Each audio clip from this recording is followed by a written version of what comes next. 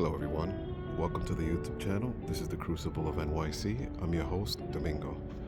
Happy New Year, and I hope that everybody's doing fantastic and has enjoyed their New Year's and Christmas.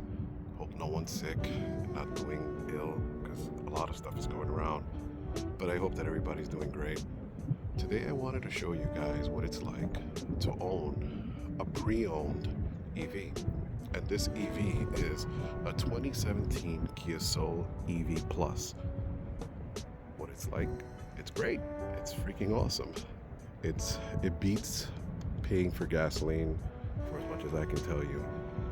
This car has a 27 kilowatt battery, roughly around 90 miles of range when you're driving in the city.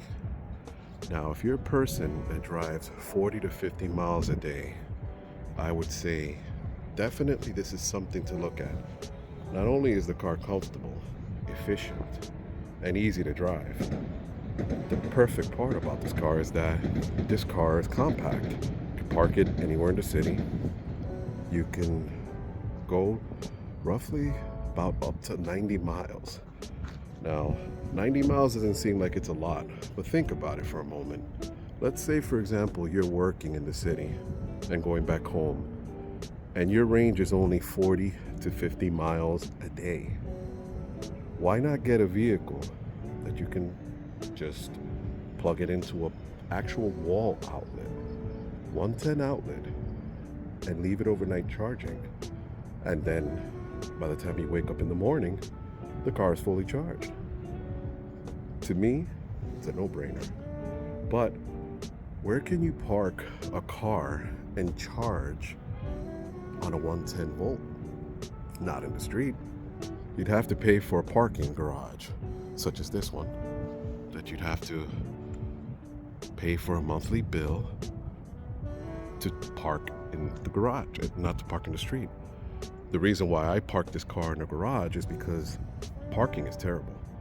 It's very hard to find parking, so why not use this car and charge it here? Facilities are included, but what's included here is that there is a free level 2 charger in the garage, and I can charge for free. So this car comes with heated seats, right? Android Auto, Apple CarPlay, sunroof, cruise control, air conditioning, heating on all 4 seats. There goes the sunroof, and it's a panoramic sunroof.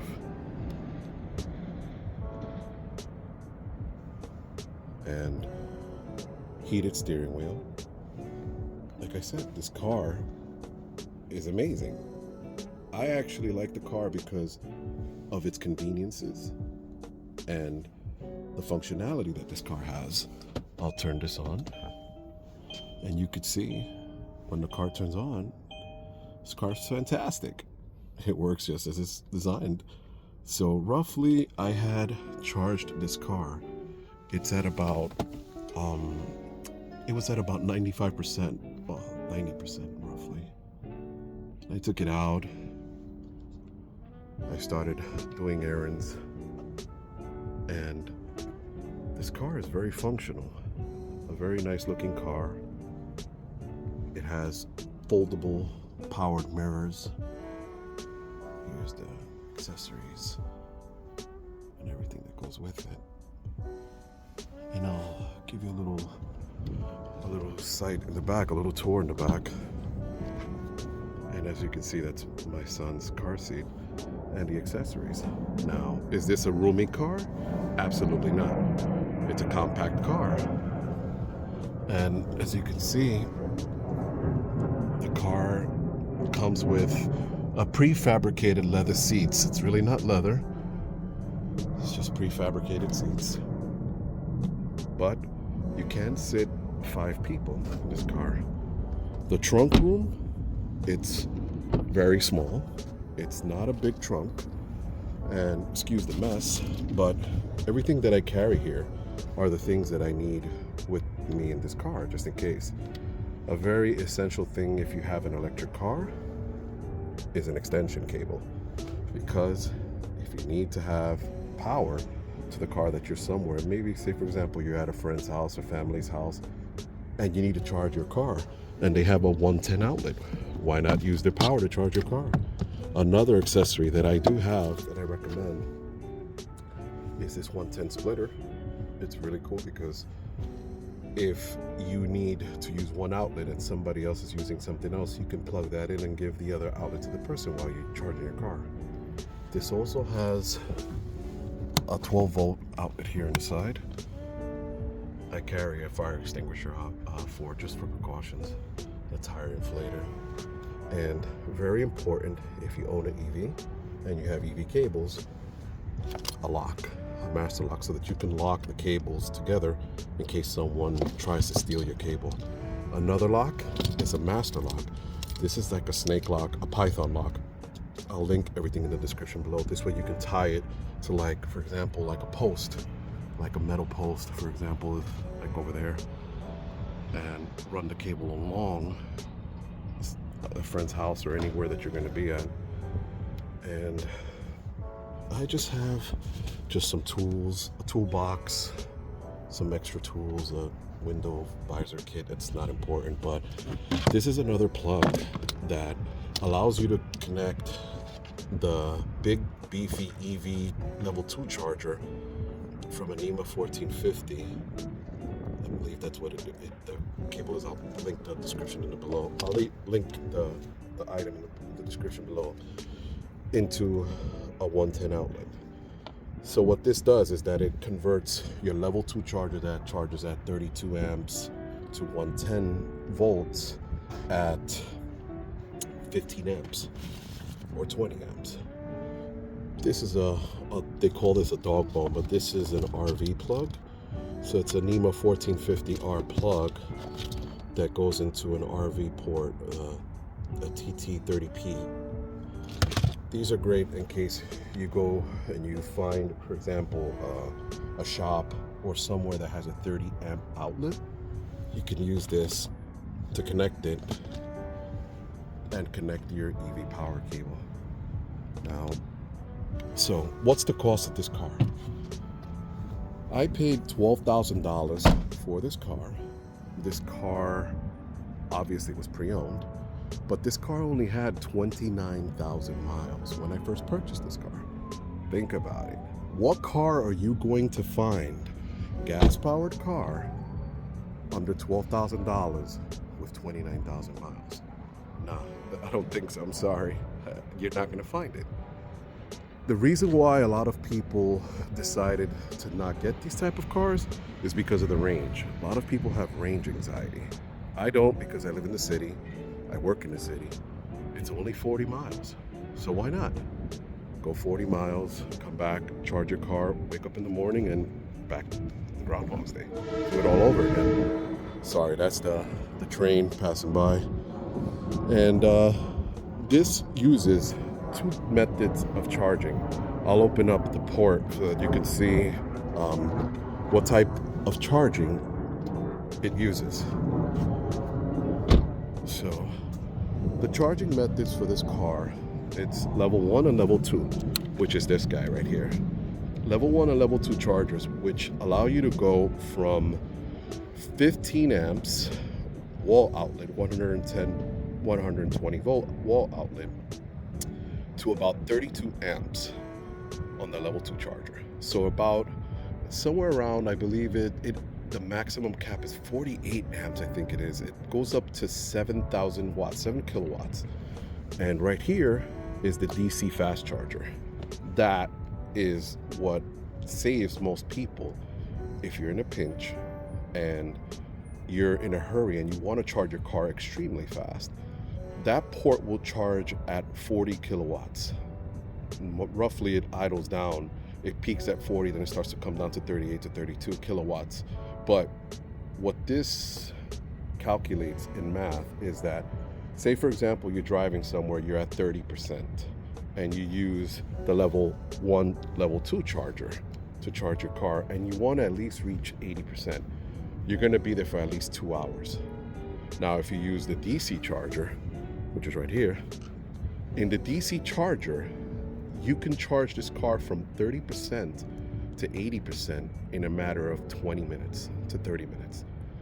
This is why it's essential to have these type of vehicles that have fast charging, because you don't want to waste time. And if you can't waste time just sitting there charging the car, this is what discourages a lot of people, the charging speed. But to be honest with you, charging this car, I have yet to have had a problem with this car. It's been a year and somewhat months owning this car and charging this car. I've never had a problem charging this car. And when I go to places, I've gone to Long Island, I've gone to New Jersey, I've gone roughly from New York City, in this Manhattan. I've driven from New York City all the way to New Jersey, 70 miles on one charge, gone to a charging station and charged my car in 45 minutes. I was at 85%. Like I said, it's essential and it's great, but the most important thing is that this type of car is not expensive. It's very affordable. People are, misled by, oh, I have to buy an EV, I have to spend thousands of dollars. No, you don't have to spend thousands of dollars. You can spend roughly $12,000 to $15,000 and you would have a car that can do exactly what you need it to do, which is transport you from point A to point B. The car is not a sexy looking car. It's a little lunchbox, but to each its own. I can tell you for a fact, as an owner, that if I had an opportunity to tell someone, hey, get yourself a car, which car should I buy? Okay, I would ask you two questions. One, do you have a place to park an electric car and charge it? And number two, how much driving do you do in a day? And if you tell me I do 40 to 50 miles a day, or maybe even less, I've done roughly around 30 miles at times, and I've left this car without charging it. And I used it for 2 days. Most I've pushed it was 3 days, but I was like at 15%, and I was a little nervous because, you don't want to get stuck with an electric car. But the car is functional. I can definitely recommend this type of car to anyone who is looking for a pre-owned vehicle and doesn't want to pay an absorbent amount of money. And also you're contributing to help with the pollution. If you're worried about climate change, you're worried about any type of, hey, am I gonna get hit with this, gas guzzle attacks when you drive a big SUV, Like I said, if you're just going to work and coming home, I would say do it. Now, what's over here is that I was putting my solar panels right in front. It's the 100 watt Power Queen solar panel, and right behind it is the Lofi 200 watt solar panel connected to the branch, the Y branch, so the branch outlets for the MC4, and it's going to my EV charger into the Bluetti AC200 Max. I was just charging it and using it just to see its functionalities, and that's coming up in the next video. I'll just demonstrate how this car charges using a Bluetti AC200 Max. And that's pretty much it, folks. I just wanted to do a quick little just demonstration to you all that if you're looking for a car in the city, you truly don't need to buy an expensive car like these cars that are sitting up here and pay $30,000, $40,000, $50,000 for a vehicle and have a car note. That's crazy. So as you can see, this car stands out like a little silhouette in the background, just showing you that it's not always a new car that you need. Sometimes you can buy a pre-owned car and it just works fine. Well, that's it for today, folks, and I hope that you enjoy your lovely day. It's a beautiful day outside today, thank goodness. but this is the calm before the storm. Tomorrow I heard it's gonna be crazy. And I hope that you folks enjoy the rest of your day, and hope that the video was informative, intuitive, and just food for thought for everybody. I hope you all folks have a wonderful day. Take care, and God bless, man.